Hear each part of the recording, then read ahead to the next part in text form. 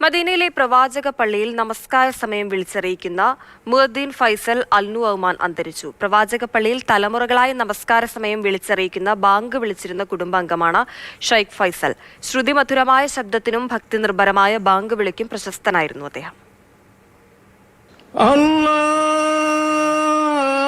14-ാം വയസ്സിൽ മസ്ജിദുൻ നബവിയിൽ ബാങ്ക് വിളിക്കാൻ തുടങ്ങിയ തന്റെ പിതാവ് ഷെയ്ഖ് അബ്ദുൽ മലിക് അൽ നുഅ്മാന്റെ പാത പിന്തുടർന്നാണ് ഷെയ്ഖ് ഫൈസൽ മദീനയിലെ പ്രവാചക പള്ളിയിൽ നമസ്കാര സമയം വിളിച്ചറിയിക്കുന്ന ബാങ്ക് വിളിക്കുന്ന മുഅദ്ദിനായി നിയമിതനായിരുന്നത്.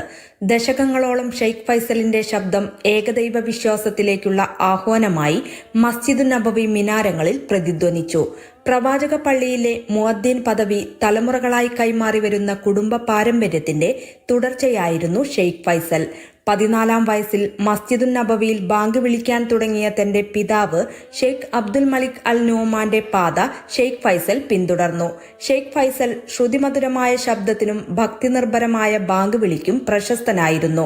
പ്രവാചക പള്ളിയിലെ വിശ്വാസികളുടെയും സന്ദർശകരുടെയും ഓർമ്മകളിൽ പതിഞ്ഞ പരിചിതമായ ശബ്ദത്തിന്റെ ഉടമയായിരുന്നു അദ്ദേഹം.